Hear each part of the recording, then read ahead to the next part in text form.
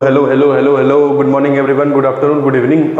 तो आज जो हमारा लेक्चर है वो 365 डे का जो अपन ने चैलेंज लिया वो लेक्चर नंबर 3 है। क्लियर? और अपना लेक्चर नंबर, चैप्टर का लेक्चर नंबर 4 है। फिर से सुनो, अपन जो चैलेंज लिए मैं आप लोग साथ में, उसका लेक्चर नंबर 3 है और अपना लेक्चर नंबर ये चैप्टर का 4 है और लास्ट लेक्चर है करंट इलेक्ट्रिसिटी के ऊपर। मैंने पूरा बेसिक से समझाया हुआ है। एक बार प्लीज उस वीडियो को देखना, आपको हर एक चीज समझ जाएगा। क्लियर? तो आप 10 या 15 मिनट का ही वीडियो है, 10-15 मिनट में आपको पूरा चीज डिटेल देके एंड अप करेंगे अपना लेक्चर को। क्लियर? तो हम बिना टाइम वेस्ट किए हुए बात करेंगे, बिना टाइम वेस्ट किए ही अपना टॉपिक को स्टार्ट करते हैं, जिसमें आपको बताऊंगा मैं थोड़ा सा टॉपिक के बारे में बताऊंगा और आगे का बात करेंगे। चलो स्टार्ट करते हैं। जो आज हमारा पहला टॉपिक है वो है इलेक्ट्रिक पावर। इलेक्ट्रिक पावर, ठीक सर, इलेक्ट्रिक पावर क्या होता है? 2 मिनट रो मैं बता देता हूं, मैं इसको अच्छे से पहले लगा लेता हूं। इलेक्ट्रिक पावर क्या होता है, ठीक है?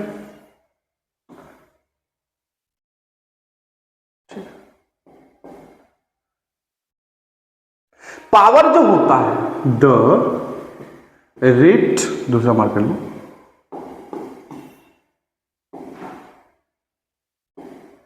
The rate of work done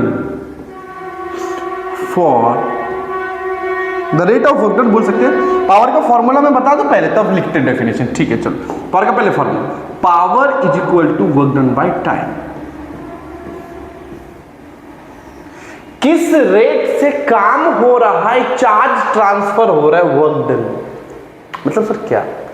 the rate of work done in electrical circuit बोल सकते हैं। The rate of work done in electrical circuit बोल सकते हैं, ठीक। The rate of work done बोल सकते हैं। The rate of work done is called power, ये बोल सकते हो। दूसरा मैं लिख सकता हूं, the rate of work done is called power, ठीक है? इसको मैं पहले ऊपर ले लेता हूं, कुछ ज्यादा नहीं है, बस ध्यान सुनो। किस रेट से, कितने के जल्दी, कितने टाइम से वर्क डन हुआ, उसी को बोलते हैं पावर। अब एक बार याद करो, जब हमने पोटेंशियल डिफरेंस पढ़ा था तो लिखा, ये लिखो, वी नोट इट। क्या पढ़ा? आपने पढ़ा था potential difference is equal to work done by charge.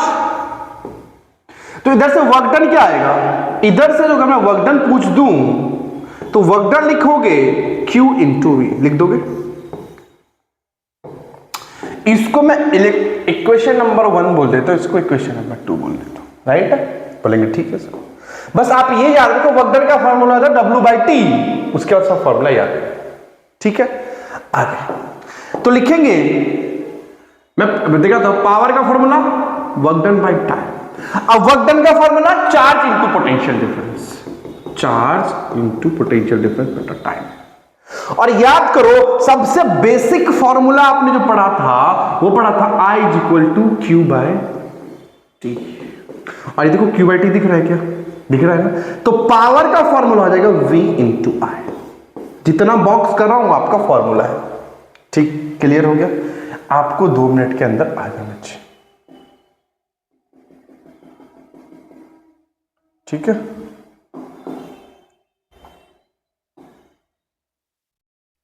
सबसे पहले पावर का फॉर्मूला क्या होता है? पावर का फॉर्मूला क्या होता है? Work done by time, the rate of work done, या the rate of work done is called power.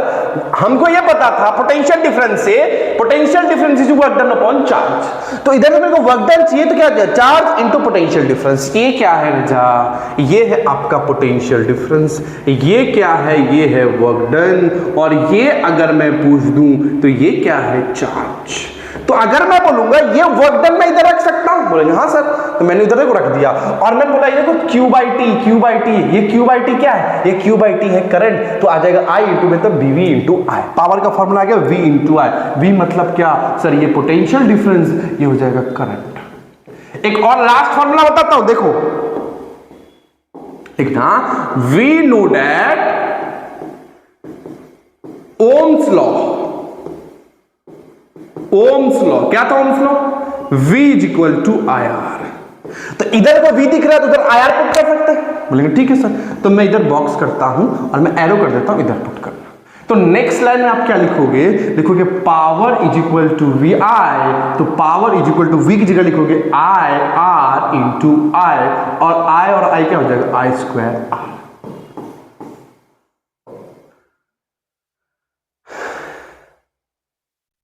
Electric power formula P होता है क्या है, power is equal work done upon time, the rate of work done, power the rate of work done is equal power, किस rate से work done हुआ electrical circuit में उसको power बोलेंगे। हमको पता था पोटेंशियल डिफरेंस तो वर्क डन अपॉन चार्ज, तो अगर मुझे इधर से वर्क डन चाहिए तो क्या आ जाएगा, पोटेंशियल डिफरेंस इनटू चार्ज। मैंने ये वाला फॉर्मूला हमको पता था, उधर मैंने वर्क डन की जगह पुट किया, Q बाई टी हो गया I, ये फॉर्मूला आया। Ohm's law V is equal to IR, मैंने फिर से इधर पुट कर दिया आपका formula, last formula. Clear, done. इसका स्क्रीनशॉट ले लो, ले लो इसका स्क्रीनशॉट, जल्दी फटाफट जल्दी लो, जल्दी जल्दी जल्दी जल्दी जल्दी जल्दी लो, लिया। तो नेक्स्ट लास्ट पार्ट, ये लास्ट पार्ट थोड़ा सा इंपॉर्टेंट मुझे समझाना, बेसिक आपको, ये है heating effect of electric current.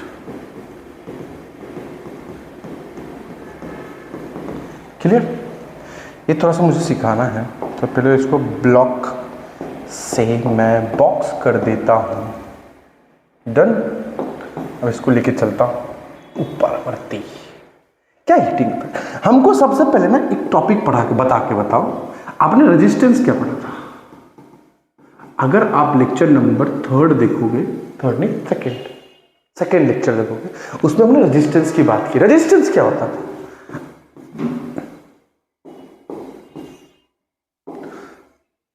It opposes the flow of current या चार्ज।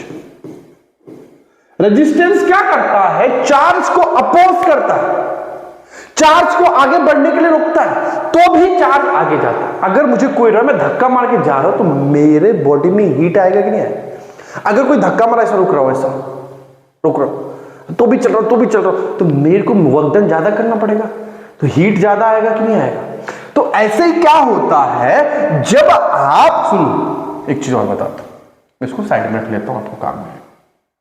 अब इमेजिन करो, मैं आपको एक बेसिक चीज से बताता हूं, उससे आपको समझेगा, ठीक है? ये देखो, ये हो गया और ये आपका हो गया रेजिस्टेंस, ये वायर होता है, ये रेजिस्टेंस। अगर मैं वायर से करंट पास करूंगा तो ये रेजिस्टेंस करंट को क्या करेगा? अपोज करेगा, करंट को रोक नहीं पाएगा। ध्यान से समझ, मैं क्या बोल रहा हूं, व्हेन करंट विल फ्लो, मैं जो बोला वो लिख रहा हूं, through resistance, it oppose it, वो उसको अपोज करेगा, बट करंट रुकेगा क्या? नहीं, करंट ज्यादा काम करके जाएगा, ज्यादा वर्क डन करेगा। और एक बार बताओ, जब करंट ज्यादा वर्क डन करेगा, जब ज्यादा उसको मेहनत करना पड़ेगा इधर पास करने के लिए, तो उसको ज्यादा हीट आएगा कि नहीं आएगा? ये वायर गर्म होगा कि नहीं होगा? होगा कि नहीं होगा? क्या बोला मैंने? जब भी करंट फ्लो करेगा रेजिस्टेंस से, रजिस्टर से, तो करंट को अपोज करेगा रजिस्टर, करंट को रोक नहीं पाएगा। ये नोट करके लिख लेना, अपोज करेगा, नॉट स्टॉप। और इसी के वजह से हेंस वायर या सर्किट गेट हीट। ये अगर समझो ये बोर्ड है, इधर से बहुत देर तक इसमें से करंट चलाएंगे तो करंट पास करेगा, और करंट को कौन रोकेगा? इसमें रेजिस्टेंस होगा ना, करंट को रोकेगा कि नहीं रोकेगा? इसी वजह से ये देखो गर्म हो जाता है, आपका फोन गर्म हो जाता है, आपका वायर गर्म हो जाता है, टीवी गर्म हो जाता है। ठंडी में पानी गर्म करने के लिए कुछ तो होता है ना, गीजर बोलते हैं, वो भी तो हीटिंग इफेक्ट में ही कम करता है ना। ज्यादा देर तक करंट पास करेंगे तो वायर हीट हो जाता है। क्यों? क्योंकि रजिस्टर करंट को रोकता है, और इसी प्रोसेस को हम बोलते हैं heating effect of electric current. और इसको जूल्स ने दिया था, इसने बोला क्या था? व्हेन करंट, ये याद रखना स्टेटमेंट, क्या बोला? When current flow through a wire, the wire is heated up. उसने फॉर्मूला दिया था या रिलेशन बताया था, H is equal to I square R T. मतलब ध्यान सुनो, जितना ज्यादा रेजिस्टेंस, देखो H डायरेक्टली डिपेंड करेगा स्क्वायर करंट के स्क्वायर पे, जितना ज्यादा करंट फ्लो करेगा उतना ज्यादा अपोज होगा, उतना ज्यादा हीट। दूसरा, H डायरेक्टली प्रोपोर्शनल है R पे, H डायरेक्टली प्रोपोर्शनल है टाइम। जितने देर तक करंट फ्लो करेगा उतना ज्यादा हीट होगा, जितना ज्यादा रेजिस्टेंस उतना ज्यादा हीट होगा, और जितने ज्यादा करंट फ्लो करेगा उतना ज्यादा हीट होगा। सुनना फिर से, जितना ज्यादा करंट उतना ज्यादा हीट, जितना ज्यादा रेजिस्टेंस उतना ज्यादा हीट, जितना देर तक फ्लो करेगा उतना ज्यादा हीट। इसीलिए फॉर्मूला बनता है H is equal to I square R T. Important relation है, अभी नहीं समझेगा आप लोग। देख समझो, वायर में 10 घंटे तक करंट फ्लो किया तो हीट होगा, क्योंकि टाइम ज्यादा है, तो टाइम पे डिपेंड कर रहा है। मतलब सर आप बोल रहे हो जो हीट जो है वो डिपेंड कर रहा है किस पे? करंट पे, रेजिस्टेंस पे और टाइम पे। बिल्कुल राइट है, तीनों चीज पे डिपेंड करता है। जितना ज्यादा करंट होगा उतना ज्यादा हीट, जितना ज्यादा रेजिस्टेंस उतना ज्यादा हीट, और जितना ज्यादा टाइम तक फ्लो करेगा उतना ज्यादा हीट आएगा। इसी को बोलते हैं Joule's law of heating. Joule's law of, spelling देख लेना, law of heating. Heat is directly proportional to current का square, heat is directly proportional to resistance, heat is directly proportional to time. Clear हो गया? इसका screenshot ले लो।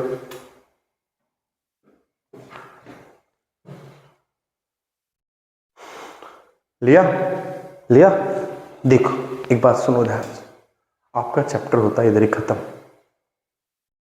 इधर ही खत्म होता है। यही था, हीट जितना ज्यादा, हीट कब आए?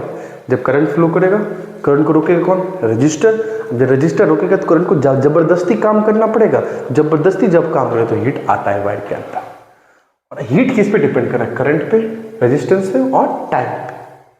टाइम बढ़ाओगे हीट बढ़ेगा, करंट बढ़ाओगे हीट बढ़ेगा, रेजिस्टेंस बढ़ाओगे हीट बढ़ेगा।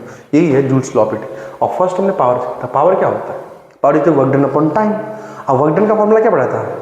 या पोटेंशियल डिफरेंस का फॉर्मूला क्या पढ़ा था? Work done upon charge. अगर मैं चार्ज को उधर ले तो वर्क डन आ जाएगा, चार्ज इनटू पोटेंशियल डिफरेंस, और वही मैं उधर पुट कर दिया तो वी आई, और ये फॉर्मूला आ गया। जितना बॉक्स के वो आपके इंपॉर्टेंट फॉर्मूला है।